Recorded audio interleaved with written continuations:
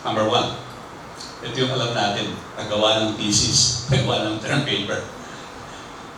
Gather raw materials. Research. Ang difference lang dito, I found out that, for example, we are writing a thesis on St. Thomas. What I found out is most of our materials will just focus on St. Thomas. So that's specific.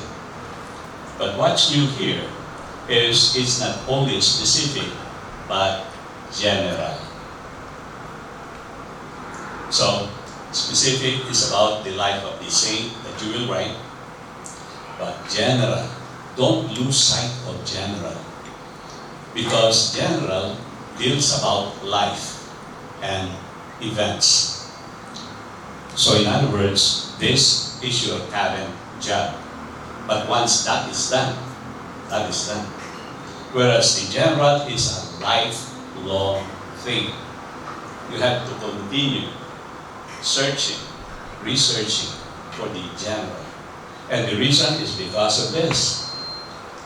What you're writing is just a part of the whole. And so most of the time, when you focus on the specific, you forget the general. And this is where the Summa of St. Thomas comes in. Because in the Summa, it's not just the part. The job of a wise man is to know how to order things. Don't be a specialist. Be a generalist. So, in my book, St. Dominic, a Saint for Impossible Causes, it's not just about the life of St. Dominic, but a general statement about the whole of life. All of us are busy right now. We don't have time to sit still, listen, and reflect. And so what I did was, during his stay in Osma, okay, so it's about contemplation. Because if we do not contemplate, everything around us is just muddy water. And so here's the general state I'm talking about. Like just a specific but general. What is man but muddy water? A man must find time to wash himself of illusions, because most of the time we're in the middle of illusion. Without silence, solitude, and reflection, man is perpetually mired in mud, groping in darkness. But when we stand still, our souls awake in contemplation, that mud becomes clear as water, and we see a reflection of our purest selves. That's why you need not just the specific, but the general about life. 2, digest materials. So the first one is pure research. So which means it is a mess. It is a mess. And so this time, what you do is try to digest and organize it. Try to find out the beginning, the middle, the end. You are trying to organize it. You put one piece and see if the other fits here also. So what you do is you order things, you organize things. Now, the third one is, so the first two, that's the job of the conscious mind. It's your conscious mind working, researching. Now, after those two, gather materials and digest and order them, a lot of times, masakit na ang ulo. So, what you do is take a break. That's the third. Forget your materials. And so, this is what Sherlock Holmes, this is what he does. In the middle of a case, hindi niya ma-solve, all of a sudden, he will go to a cancer. He'll take a break. He'll forget about everything. So that's the third one. Take a break. So the first two is the conscious mind working, but on step 3 is the unconscious mind working. Trying to organize, trying to analyze things. And the fourth one is the eureka moment. Out of nowhere, the idea will appear. And so this Isaac Newton, the apple falling, and the discovery of the law of gravity. All of a sudden, while you are shaving or driving, that idea will come. That's the fourth one. And the last one, bring ideas to life or light. Bring it out in the open. So, after the cold gray of dawn, the following morning, eto na, you have to subject that to criticism. Dati excited ka, then all of a sudden, ito na yung mga bumabaril, you know? But those are the 5 stages. And you can go back again and again so that you will never run out of ideas. Part 2. There's only one thing I learned in college, UST, and that's the importance of asking the right questions. From Father Antonio Gonzalez. Because if you ask the right questions, you get the right answers. If you ask the wrong questions, you get the wrong answers. And the key thing here is that 50% of the answer is already in the question. If the question is framed right. Nandun na. So, all my writings is guided by that one principle. Are you asking the right question? Do you separate what is essential from the non-essential? Or are you barking at the wrong tree? This is what I found out. There's a ladder of questions. It's like a pyramid. Bottom, middle, top. Bottom is, what is your name? Where do you live? That's your father's name. Basic. Middle, what is the meaning or purpose of life? And all of a sudden, it's a different level of question. And then on top, I found that those who ask the questions on top are our world leaders. Because they ask the most important questions. Questions like John F. Kennedy, ask not what your country can do for you, but ask what you can do for your country. Martin Luther King, I have a dream of equality and freedom. Mother Teresa, we're always working for number 1. What about if we work for the poorest of the poor? And of course, Jesus Christ. Seek first the kingdom of heaven, and everything will be given to you in return. Greater love than this, no man had, but to lay down his life for his friends. So, you will notice that those who are world leaders, they became world leaders because of the type of questions they asked. So it's very important that when you write the Milligan biography, ask the most fundamental questions. Part 3. In the history of the world, only 4 entities launched rockets into orbit and successfully brought it back. The 3 superpowers, the US, Russia, China. And then all of a sudden, there is a lone individual who was able to do all that because it's pretty expensive and also mind-boggling, to put somebody on the moon, right? And so part 3 is, how is that possible? Power of first principles. An ordinary missile would cost 65 million, but Elon Musk was able to bring it down to 6 million. So what did he do? For the last 3 years, he has been going back and forth to Russia to buy, the old missile, because common sense tells you that's the most practical one. But it was a failure.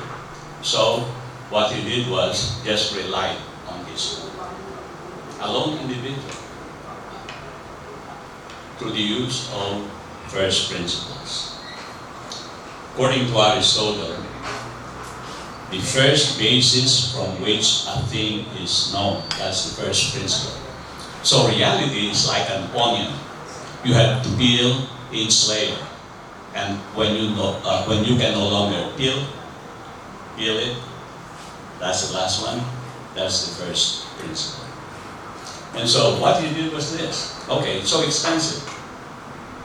Why don't I break down the components of a missile? And so the components are aluminum, titanium, copper, carbon fiber. You know what happened? He discovered that if he buys that in the commodity market, it's just 2% of the cost, with a savings of 98%. That's why he was able to do it. Power of first principles. So right now, I'm doing the novel about St. Dominic. Nobody has written a novel the last 800 years.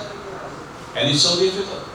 So I'm using first principles into developing that novel of St. Dominic.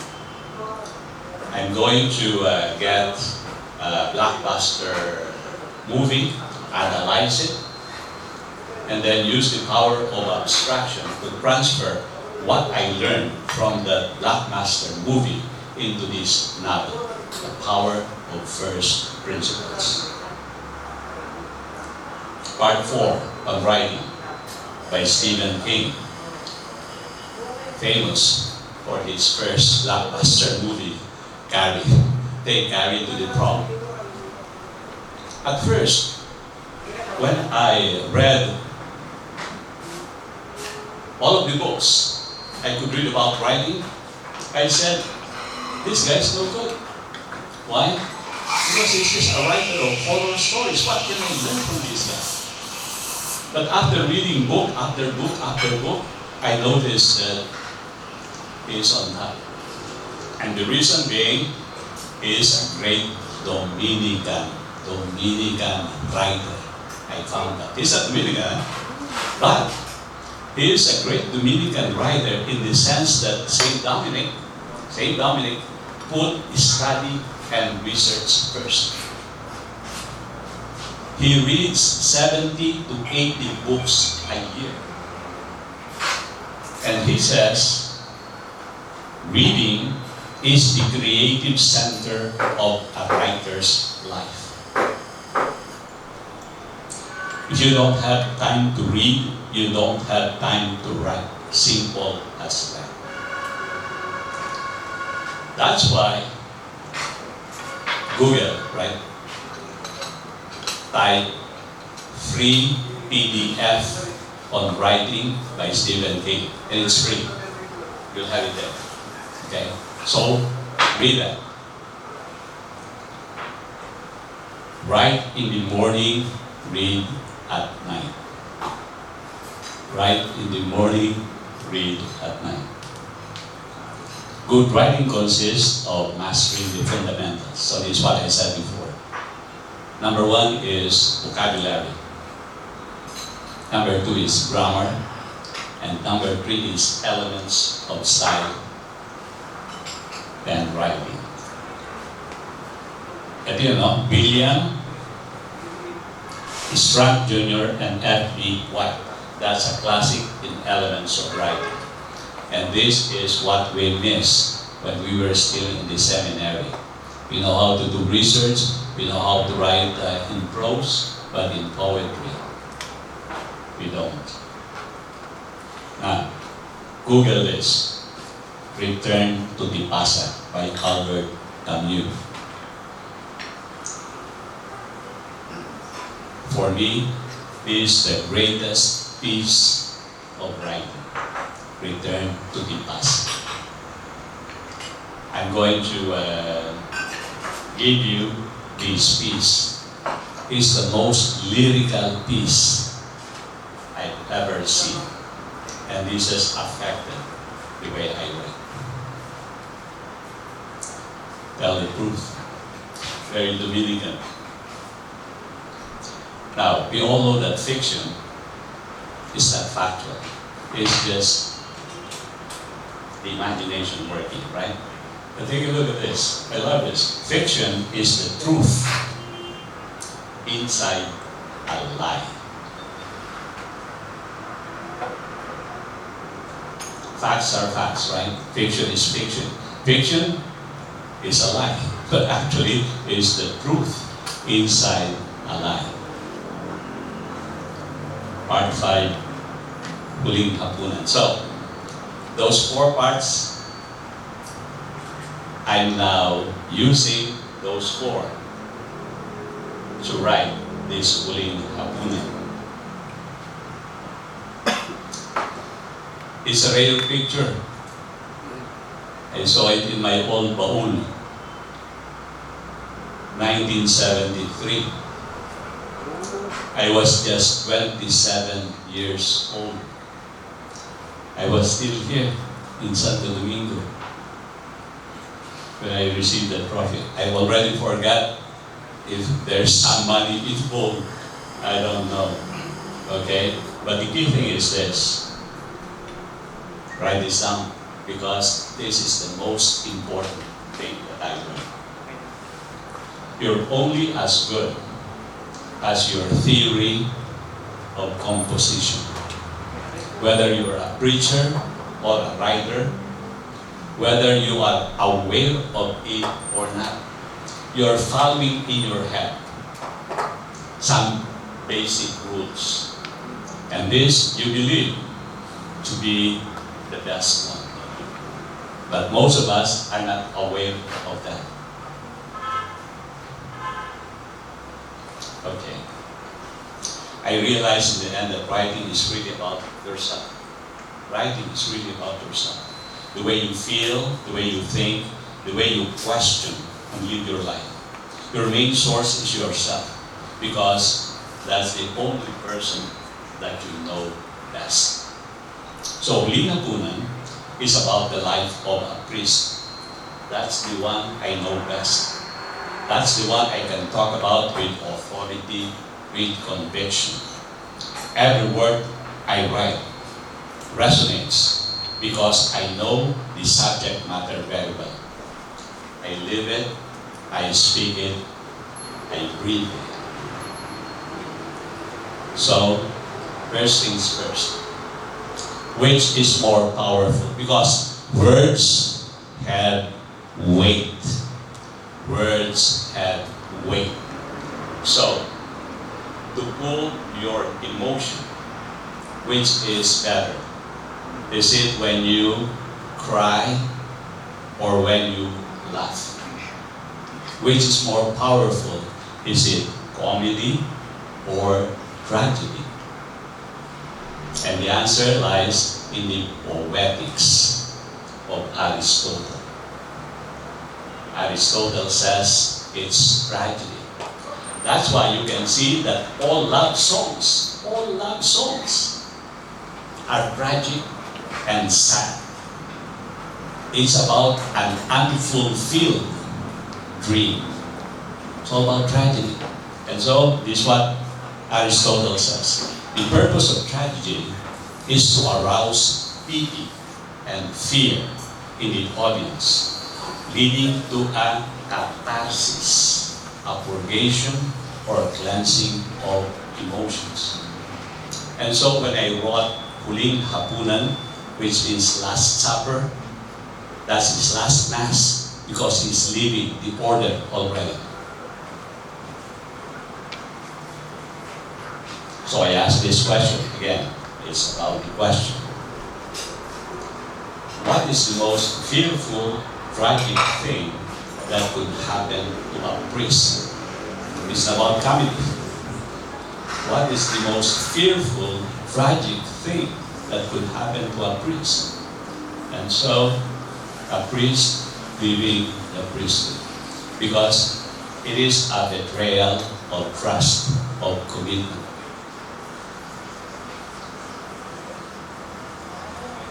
For a charged, electrifying homily focused on the situation. 80% of your story is already in the situation you created. And so, a storyline is made up of different moments. Choose that one moment in time that is electrifying and charged. Forget about the past and the future. Just concentrate on that bubble. And inside that bubble, because 50% is there already, and the other 50% is just filling up the blanks. And so, what I did is, I look at the lifeline story of a priest, and I chose that tragic moment when he is about to leave the priesthood. That's why it is his last meal, his last Mass. Huling Hapunan. So, what I'm saying is, with your homily, with your sermon, because a lot of times, scattered yan, sabog yan. Just choose on that one moment. Di ba? May mga pelikula that happens the next 24 hours. Kaya chance na chance. That's what I'm saying. And so, here is Huling Hapunan.